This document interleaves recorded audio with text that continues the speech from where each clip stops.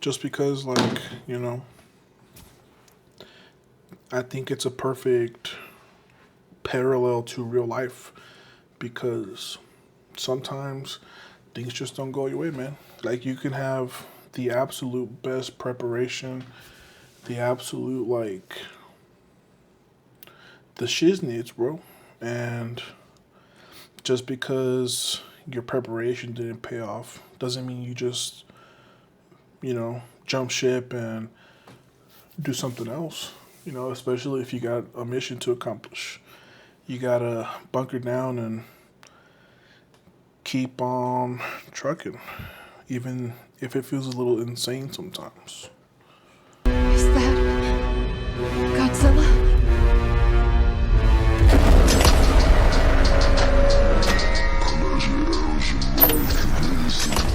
I mean, no, it's a good question. Just because, I mean, I'm not gonna lie, it was a very disheartening moment. Like, this is my first time in a long time not knowing if I'm gonna go to Sheffield, so that was pretty scary.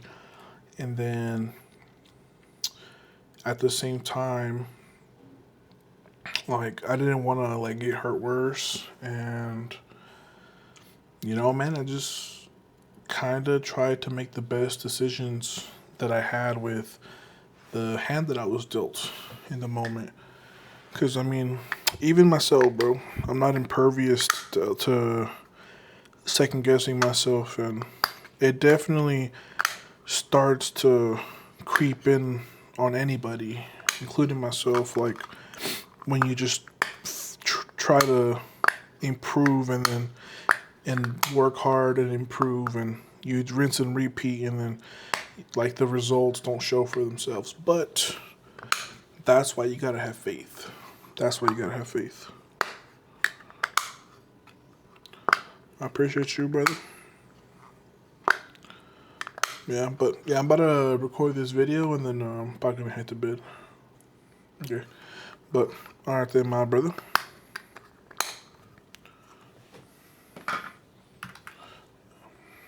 Anytime, bro. Anytime, man. Yeah, I appreciate it, man. I actually started recording like 3 minutes ago, so I appreciate you asking me some good questions that it's gonna be good for the vid. All right, then, brother. I'll catch you on the flip side. All right, you too, man. Bye. I was just talking to my buddy. But what's up, guys? I hope you guys have been well. I've been okay. Actually, better than okay. Better than okay. So I've been home now. Today is the 19th. So it's been about, I competed on what, the 15th? It's been about 4 days since my competition. And this is going to be an update, right? Just because I haven't posted a YouTube video in a while. I did record some clips from Germany, which I might just post it because the way YouTube is, it's like a video is a video, right? In which whatever appeal it has through entertainment, informative purposes, whatever, right? But I just want to talk about how I'm doing and give a quick breakdown of how the meet went and why we had that particular outcome. So, right now, guys, I'm actually doing a lot better. My groin doesn't really flare up until I aggravate it. So, I haven't felt it flare up since Sunday, but I'm not really going to be able to see how it feels until I start squatting again, or until I start doing leg exercises that are going to expose that part of my groin. But that is something that I'm going to keep an eye on. And I'm pretty sure I know exactly what, like, group of rehabilitatory exercises I need to throw back into the mix to like patch it up and heal it.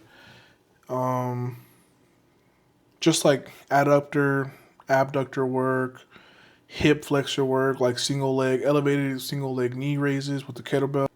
You can do them with the dumbbell, but they are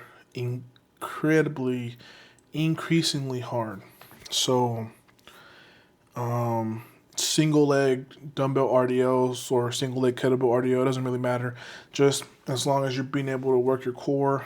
And I don't know, I just feel like that group of accessories that I just lifted are amazing when it comes to like rehabbing and strengthening like your hip, any muscle around that area. I just feel like it's amazing. So that's okay. You know, I don't think it was like a super serious thing. It was just like in the moment. You look at the stakes, right? If I go back out there and I attempt my third squat, I can either smoke it and we get the 25 kilos that we needed, and I don't worsen my injury. That's path number one. Number two, I can get the lift successfully and re-aggravate my groin, which would have been any situation that involves re-aggravating my groin is a worst case scenario, because that would have taken anywhere between 3 to 6 months of rehabilitatory work, which would have set me back a lot. And at that point, a very counterintuitive decision to make. So, could have got the lift, aggravated my groin, worsened the injury potentially. Third option, I could have missed it again and gotten hurt trying to grind out that lift. Which these two potential B and potential C, not good. Not good. So however that would have played out, it just seemed like the best option was to scratch my third. Or wait, hold on. It just seemed like the greatest probability of walking out of that meet as healthy as possible was just scratching that third. And what helped me make this decision was, number one, although I felt very strong, I didn't feel 100%. I didn't feel like my normal self. I didn't feel like I could squat a world record that day. And I could just feel something was off from the get-go, because when I was taking photos with some of the people in the back, every single time I would stand up to take a photo with somebody, I could feel my legs starting to cramp. Like they were just starting to... And what am I supposed to do? You know, like I'm already consuming as many fluids as I can without forcing myself to throw up. And there was a few close calls where I could feel like throughout the competition where I felt like either water or juice like kind of surface to that point. So I just made an educated decision that was going to guarantee my ability to walk out of that competition as injury-free as I possibly could be. So that's why we ended up only hitting our opener. We missed the second because there was a mishap with my rack height. And now we know for future references, it had just been so long since I've squatted on an Alico rack that I just kind of forgot that the lip is like a quarter of an inch taller than pretty much any other rack brand, right? So we're going to take note of that, and we're going to remember, let's drop the rack height a little lower than what we're normally accustomed to on the Lyco rack. Boom. Easy fix. Bench went really well. We went 3 for 3, hit just under my PR with room to spare, which is pretty good because that was my first time ever competing on the Sky Pad, which is the new bench pad that Lyco came out with. And the weird part about that was they had us warming up on stiff pads. So warming up on stiff pads and then going to the Sky Pad, it just felt like I was sinking an extra inch and a half. Like my range of motion felt an inch and a half longer than normal, right? But fortunately, my bench was strong on the day, so I was just able to hit whatever we had on the day, go 3 for 3, especially at the pace that we were lifting at. It's a W. I didn't get a bench PR, but any day that I can hit 270 plus, it's a good day, baby. So, but the one thing that I want to continue to reiterate is that even though I was strong on the day, I didn't feel strong. I knew I was strong because I could feel the speed at which I was moving the weight. But even when something moves fast, it can still feel like off. You know what I'm saying? Like it doesn't feel like my absolute flipping best. Like, oh, I could do 10 keys more, 12 and a half, 15 keys more. It just felt like I'm moving the weight and I'm hoping it stays moving. Essentially, is what it feels like. And then for deadlifts, this is where was probably the most like I couldn't fathom this was gonna happen because it had never, ever, ever, ever, ever happened to me before. My forearm literally started to cramp after my last warm up, and we went 275, 496, 716, and I'm telling you guys, as soon as I put the weight down and I got up to start walking to our little just closer to the stage, my entire forearm seized and my fingers contorted. Like I can't even show you guys. My hand was like this essentially. Like I was doing some kind of weird Spider-Man gang sign stuff. If you guys are gang affiliated, I hope I'm not offending anybody. I'm just trying to show you guys what happened at the competition stage. And I literally needed Mikey to open my hand, and then to prevent my hand from cramping again, he had to massage my forearm for about 3 minutes. And fortunately, I was able to get my opener. My grip felt really good on my opener. And, it moved how an opener should. It moved how 815 should move for me. And then we just needed 25 kilos more to guarantee that 95% for that automatic Sheffield invite.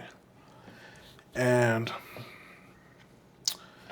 probably my stupidest decision in my competitive career, I decided to use the chalk that they had before the stage instead of my chalk because I saw the other guys using that chalk.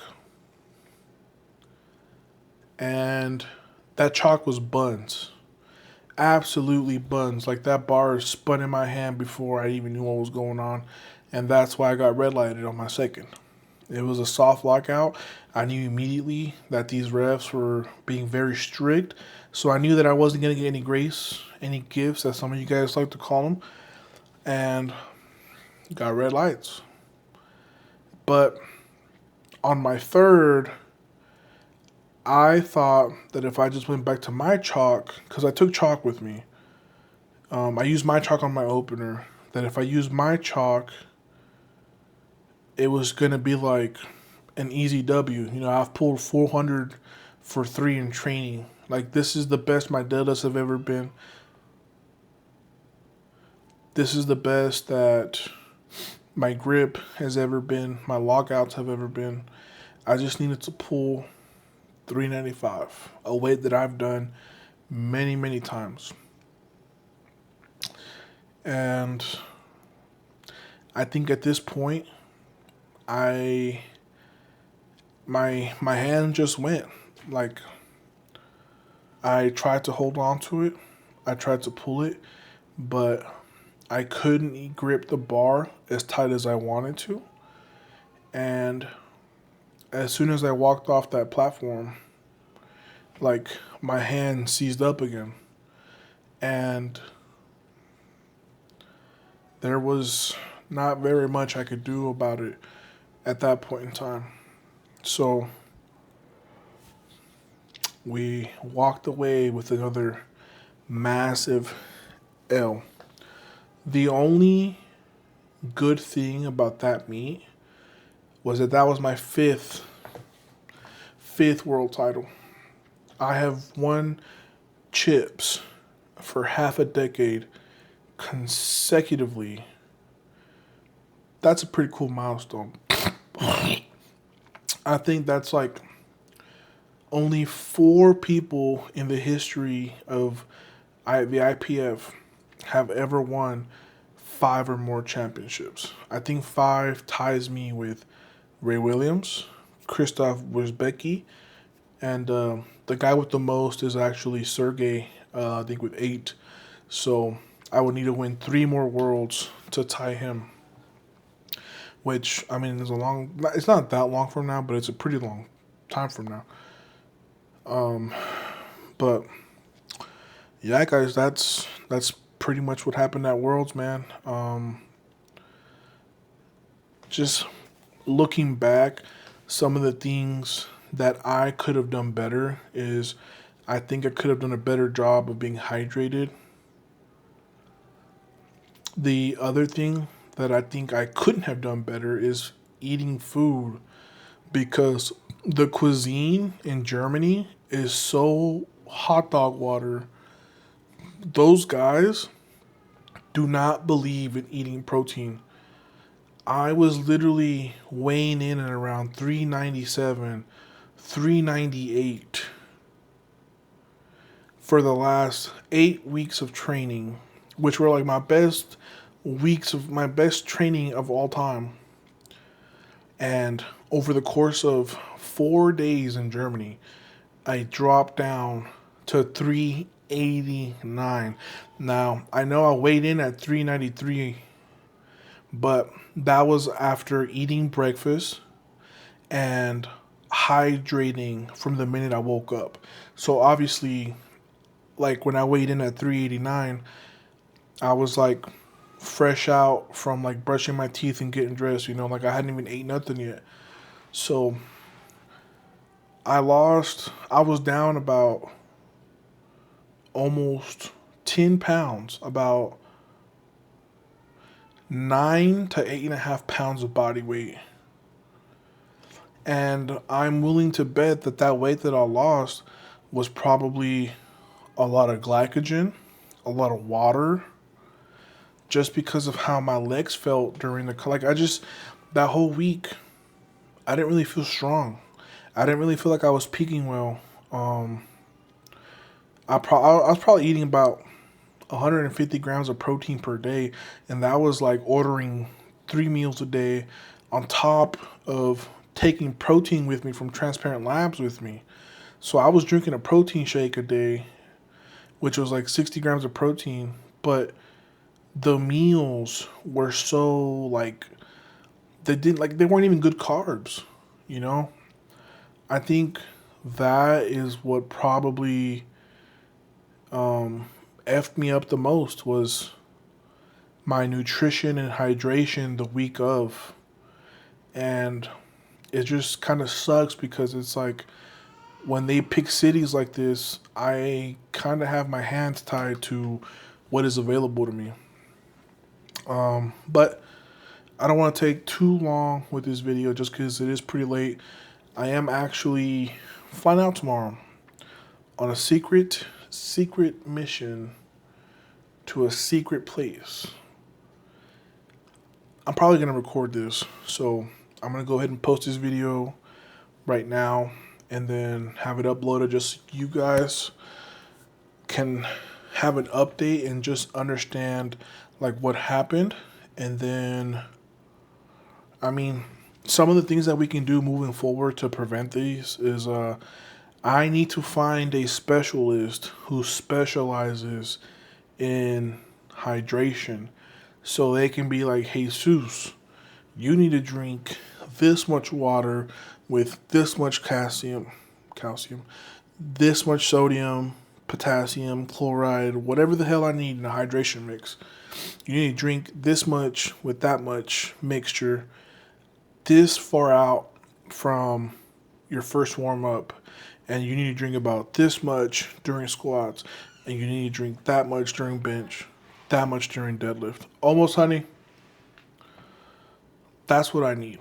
And then number two, we are not allowed as IPF athletes to stay somewhere other than the meat hotels that they pick for us. But I think that I'm going to start advocating to change that, because something that would benefit not just myself, but pretty much everybody else is if they start being a little bit more lenient and let us get Airbnbs. Because if you can get an Airbnb, then you can go to the grocery store and get produce. You can get fresh meat. You can essentially replicate your diet at home in a foreign country as close to possible that you can. Because you can go buy meat and you can cook the meat, and then you can make some rice or whatever the hell you want or you normally eat for carbs and vegetables for fiber. You can replicate it or simulate it as close to one-to-one as possible. I think that in itself would be a game changer. And I just kind of have to keep my nose on the grindstone, because I'm not going to lie, guys, I was very disheartened after that competition because I trained so hard. I trained to my absolute limit to just come so terribly short. And I think that is a pain that isn't easy to illustrate or convey, but it definitely sucked, and it definitely made me look at the man in the mirror. But I am very tested, and I am very, like, this ain't my first rodeo. This isn't the first time I fell short from a goal. Look, guys, this is from 2024.